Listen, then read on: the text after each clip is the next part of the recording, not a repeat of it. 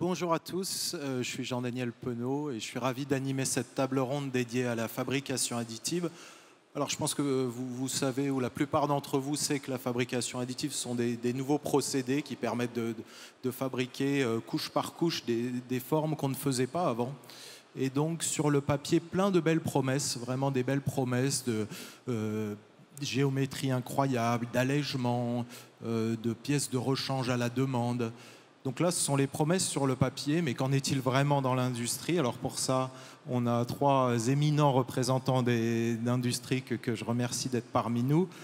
Sylvie Dubois-Decol, directrice chez Vallourec, Patrice Vinaud, qui est responsable innovation, matériaux et procédés chez Naval Group, et finalement David de chez Safran. Votre avis, vous, sur la place de la fabrication additive dans l'additive? Est-ce que c'est un rêve? Est-ce que c'est du hype, de la mode, ou est-ce que ce sont des vrais procédés pour notre avenir? Merci Jean-Daniel. La fabrication additive aujourd'hui, c'est une technologie qui est mature. Et l'enjeu aujourd'hui, c'est de démontrer que cette technologie est capable d'être un outil industriel au service de la production de pièces en série. Alors je vais parler de l'aéronautique, qui est notre domaine. Aujourd'hui, chez Safran, c'est un procédé qu'on a qualifié comme tout autre procédé spécial. Et les machines que nous, on produit des pièces qui aujourd'hui sont certifiées par les autorités, que ce soit dans le domaine de l'aviation civile ou dans le domaine du militaire. Bon, ça fait rêver. Est-ce que c'est un avis partagé par vos collègues? Oui, dans l'industrie navale, on a le même avis. Je vais citer trois exemples qui sont représentatifs de cette maturité et dans différents procédés.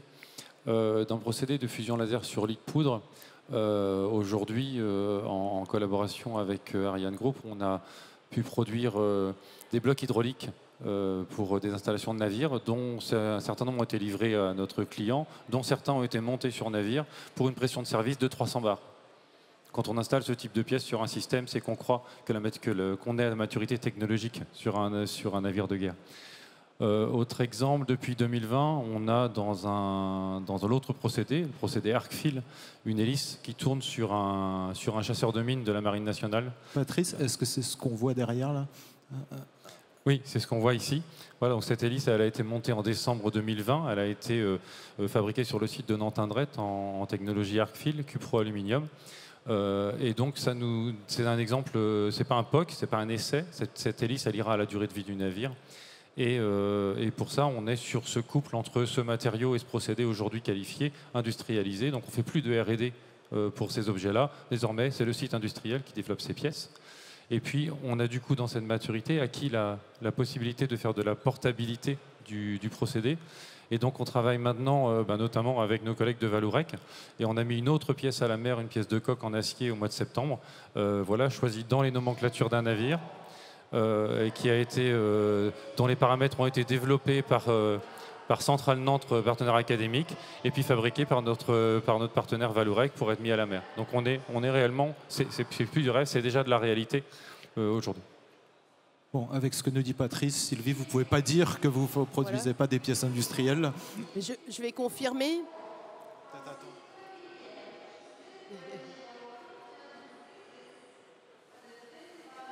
Je vais confirmer. Donc, chez Vallourec, nous fabriquons des pièces en fabrication additive avec la technologie WAM, comme l'a dit Patrice, non seulement pour notre industrie de base, qui est le pétrole et gaz, mais aussi pour beaucoup d'autres types d'industries.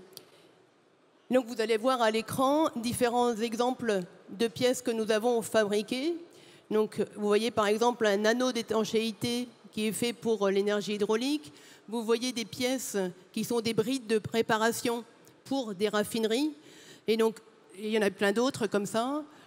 En fait, ces pièces-là sont utilisées ou ont été utilisées dans toutes ces industries qui montrent que la technologie est mature. Et donc, je rejoins tout à fait ce que disaient mes collègues de Safran et de Naval. Oui, la technologie additive manufacturing métallique est mature et qualifiée. Bon, alors, dans ce contexte de réindustrialisation, de souveraineté exacerbée en ce moment, Est-ce que, alors vous produisez ces pièces magnifiques au demeurant, vous les produisez en France? Est-ce que c'est vraiment une chance pour la France ou est-ce que c'est externalisé ou à l'étranger? Alors, ce qui est récent, c'est que depuis 2-3 ans, on produit ces pièces en France, à Aulnoy-Aymeries, dans le nord de la France, près de Valenciennes. Nous y avons 4 robots d'impression métallique. Et ces pièces que nous fabriquons étaient auparavant fabriquées à l'étranger. Donc, effectivement, on a rapatrié, relocalisé en France des productions qui étaient faites à l'étranger. Ce qui est intéressant, c'est qu'on a les capacités d'impression métallique dans le nord de la France, mais en ayant ces capacités d'impression, eh bien, on développe tout un écosystème de fabrication autour, à la fois en amont et en aval de la fabrication métallique. En amont, ça va être par exemple l'industrie du fil, puisque en fait c'est un wire arc additive manufacturing, on imprime avec du fil. Et puis en aval, bien sûr, on développe des capacités avec les usineurs, on développe les capacités en essais destructifs, en essais non destructifs, radiographie et autres, puisque toutes ces pièces sont qualifiées, certifiées. Donc c'est ça qui est intéressant, c'est que non seulement on développe la fabrication additive en France, mais ça permet de développer un écosystème industriel associé à la fabrication additive qui sert pour toutes les autres industries autour de la fabrication additive. Ça fait rêver. Oh. David, je vous vois. Oui, parce que du côté de Safran, on partage complètement les propos de Sylvie. Aujourd'hui, l'enjeu majeur, c'est de développer une filière de fabrication additive française. Et quand je dis une filière, ça commence, donc vous avez parlé du fil pour le WAM. Pour la fabrication additive que nous mettons en œuvre, c'est plutôt une technologie lit de poudre, donc ça commence sur la matière première, donc qui est la fabrication de la poudre. Il y a la partie élaboration, fusion de la pièce avec les machines, et donc une capacité à avoir des machines. Et derrière, il y a aussi tout ce qui se passe après la fusion. C'est important aussi, tout ce qu'on appelle la fin de gamme. Ça va être les opérations de la découpe, les opérations du traitement thermique, les opérations du traitement de surface, obtenir les bons aspects via des procédés qui peuvent être du polissage mécanique, polissage chimique. Et enfin, toute la partie qui va être le contrôle non destructif et les contrôles au sens large. Ça va même jusqu'à l'utilisation des données de fabrication in situ dans les machines pour faire du control by process, qui est vraiment un axe de productivité sur lequel on travaille. Donc la supply chain au global, pour être capable de servir ses besoins en pièces de fabrication additive, c'est un enjeu majeur pour Safran et son développement. Je vais donner juste 1 ou 2 exemples de chiffres. Nous, le site qu'on a installé à Bordeaux, qui est une usine de fabrication de ces pièces-là, a connu une croissance de 100% par an d'activité depuis 2022. Notre plan de croissance va jusqu'en 2035. Pourquoi 2035 ? Parce que pour Safran, c'est l'entrée en service des nouveaux moteurs de nouvelle génération qui vont remplacer les moteurs qui s'appellent LEAP aujourd'hui, qui sont les moteurs qui équipent les Airbus A320 et 737. Ce futur moteur qui s'appelle RISE bénéficiera de tout l'apport de la fabrication additive. Pourquoi ? Parce qu'on va concevoir nativement les pièces de ce moteur en fabrication additive. Et donc les cadences de ces pièces-là seront les cadences de production des moteurs qui équipent ces Airbus A320 ou Boeing 737. Et donc la croissance est très importante. Et donc on ne pourra pas faire ça tout seul. Nous avons besoin au niveau français de développer une supply chain. Alors, s'il y a quelqu'un qui est sensible à la supply chain française, parce qu'on comprend bien que ce soit sur du lit de poudre, donc plutôt des pièces de petite dimension, haute valeur ajoutée, ou des pièces de grande dimension en WAM, c'est toute une chaîne de valeur, du numérique au contrôle, au post-traitement. Mais je pense que c'est Naval Group qui est peut-être le plus sensible à une chaîne de valeur française et garantir ses approvisionnements. Est-ce que vous vous y retrouvez aujourd'hui, Patrice ? David disait c'est important d'avoir un écosystème français et il parlait d'avoir les machines. Avoir les machines sur le procédé WAM aujourd'hui. Vous avez vu l'image tout à l'heure, l'image qui était à gauche. On a un magnifique robot bleu. Ce robot, il n'est pas français, mais il n'est pas non plus européen. Donc on parle pas mal de souveraineté. Et dans le domaine de l'industrie un peu critique, un peu sensible, et encore plus dans le domaine de la défense, le fait d'avoir des matériels qui sont outre-Atlantique ou qui viennent d'Asie, ça peut poser certaines limites dans la liberté de l'industrie à produire un certain nombre de matériels, et notamment dans la défense. Donc aujourd'hui, on a décidé, grâce au plan France 2030, de lancer cette année avec VLM Robotics, le CETIM, Centrale Nantes et la société Janus, un projet justement pour aller aider à fabriquer ce champion français de la fabrication des machines robotisées, de manière à disposer de cet outil avec des techno-providers français, GIS pour la partie soudage, Adexis pour la partie logicielle, de manière à ce qu'on ait une cellule de fabrication qui soit le plus possible française. Et puis l'intérêt par rapport aux industriels, c'est quoi? C'est qu'on a un double objectif de réseau. Nous, Naval Group, on va animer plutôt un réseau de end-users, parce que cette machine, elle n'a pas vocation à répondre à notre besoin, elle a vocation à répondre aux besoins de l'industrie. Donc voilà, des gens comme Vallourec, comme Safran, comme EDF, comme SNCF, etc. vont être associés à la spécification. Et sous pilotage du CETIM, il est important aussi que le réseau des sous-traitants futurs de fabricants de pièces soit associé pour qu'ils puissent construire leur référentiel, montrer qu'ils ont une certaine maturité, mais sans investir tout de suite, tant qu'il n'y a pas le business plan. Donc voilà, sous le pilotage du CETIM, dans le cadre de ce projet, on va permettre à un certain nombre de sous-traitants d'accéder à la technologie et de démontrer, de monter leur process industriel pour répondre à nos besoins, pour que demain, on puisse s'adresser à eux. Wow, que de promesses et de réalisations déjà. Alors juste une petite question qui me vient en fait en voyant vos photos. Est-ce que vous reproduisez des pièces à l'identique ou est-ce que vous cherchez de la valeur? Parce que outre le fait que ce soit un outil industriel, qu'on puisse produire en France, modulo le développement d'un écosystème adapté à renforcer, j'entends. Je pense, alors je ne sais pas Sylvie, est-ce que vous ajoutez de la valeur à vos produits justement par la fabrication additive? Ouais. Alors les deux, Jean-Daniel. Pourquoi? Parce que souvent, on passe d'une production conventionnelle à une technologie nouvelle. Et donc, il faut souvent démontrer que la technologie a les mêmes caractéristiques mécaniques, les mêmes propriétés, etc., que la pièce faite auparavant en technologie conventionnelle. Donc souvent, on passe à « je fais la même pièce », copier-coller, mais avec un process différent. Je montre que la technologie est mature, que je tiens les bonnes caractéristiques mécaniques, les bonnes propriétés, etc.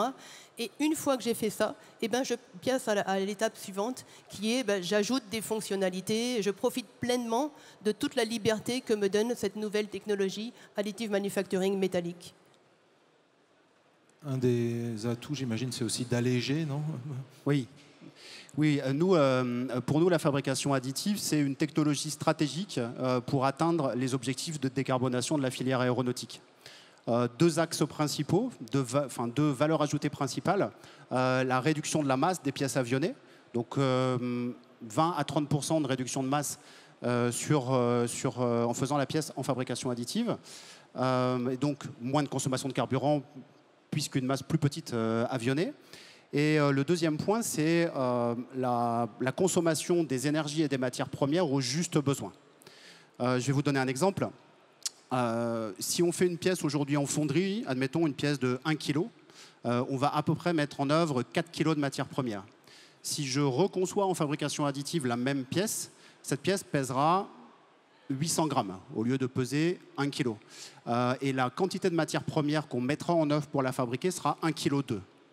Donc deux axes, la réduction de la masse et consommation des matières premières, électricité et matières premières, matériaux plus faibles. Magnifique, j'en veux.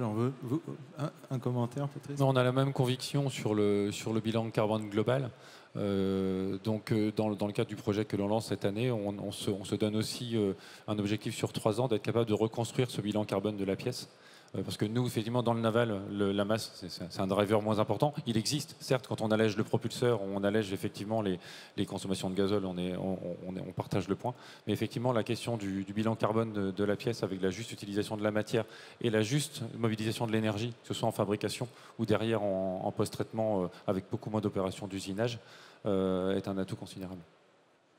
Bon, à vous entendre, tout est parfait. Alors moi quand même, j'entends souvent, et ici on a beaucoup d'offreurs de solutions, des grands groupes dont vous êtes, qui nous disent on a besoin d'une filière renforcée, très forte, et que ce soit des fabricants de machines, de pièces qui disent on a besoin d'un marché plus grand. Aujourd'hui, on ne vend pas nos équipements, on ne voit pas nos pièces.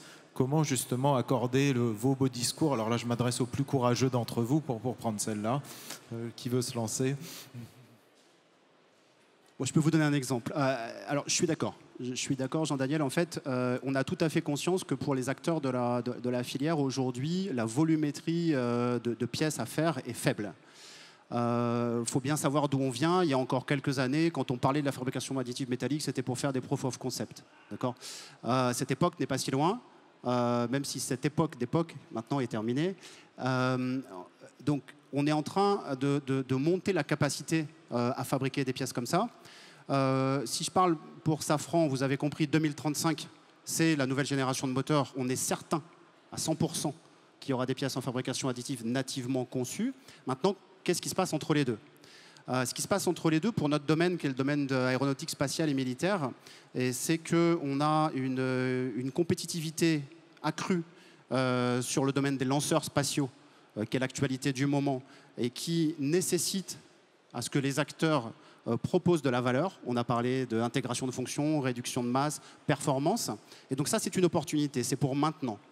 Le deuxième point, c'est le contexte géopolitique dans le domaine du militaire augmente les besoins. Et donc, la fabrication additive est une réponse. Donc voilà, une partie de la réponse à la question est de dire que les opportunités qui s'offrent à nous maintenant sont dans le domaine du spatial et du militaire, et pour préparer le domaine du civil qui arrivera dans un second temps. Et puis ce qui est intéressant, effectivement, projeter effectivement le business plan, ça reste compliqué. La question du volume reste compliquée. Par contre, nous, on a beaucoup travaillé en tant que grand groupe, on a beaucoup investi sur la technologie, on a déterminé pas mal de voies.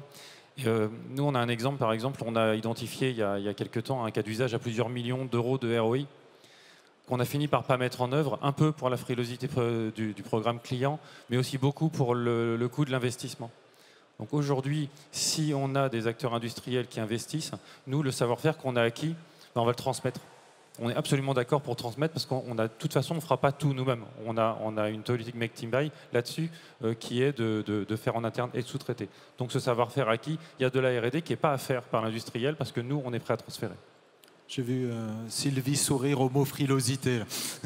Voilà. Donc tu donnais l'exemple de Safran, d'une pièce qui engage aujourd'hui 4 kg pour au final avoir 1 kg et qui en fabrication additive engage 1,2 kg pour arriver à 0,8. Cet exemple est vraiment significatif et je peux vous dire qu'on a chez Vallourec des pièces où on a fait beaucoup mieux en termes d'allègement. Tout ça pour dire que oui, il y a des projets industriels à horizon 2026, 2028, 2030 et plus tard, mais il y a déjà aujourd'hui dans toutes les industries des cas similaires à celui que vous venez de décrire, même tous les deux. C'est-à-dire qu'en fait, aujourd'hui, on a une situation où on a démontré la maturité de la technologie. Oui, on sait que la technologie marche, on a toutes les caractéristiques mécaniques demandées, etc. Maintenant, il faut qu'on l'accepte et qu'on change notre façon de voir à la façon dont on produit les pièces, que oui, on peut en faire en fabrication additive, et ça simplifie énormément la supply chain, ça simplifie le design, on peut ajouter des fonctions, on a beaucoup de choses à faire, y compris dans des designs et des pièces qui sont aujourd'hui déjà existantes. Bien sûr, il faut les sélectionner, ce n'est pas pour toutes les pièces, c'est pour des petites quantités, mais enfin, les pièces existent déjà aujourd'hui, il faut aller les chercher pour profiter de la fabrication additive, pour repenser le design de ces pièces.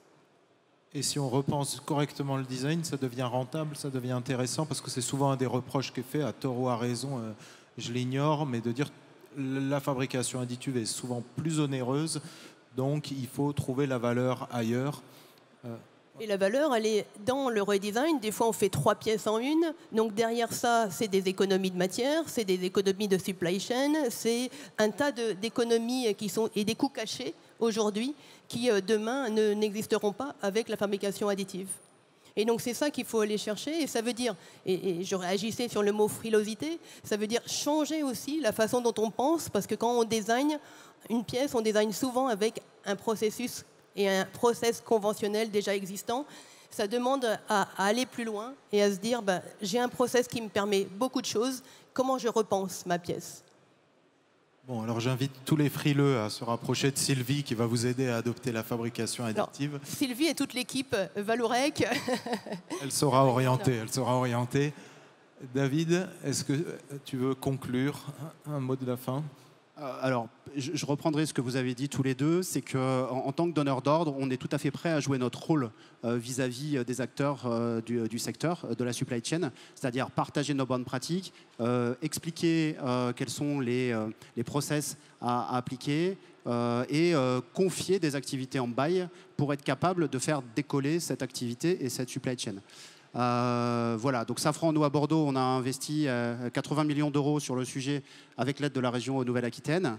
Et aujourd'hui, c'est bien pour construire une supply chain durable et souveraine, mais on ne le fera pas tout seul. Et donc, on va s'atteler à développer tout ça.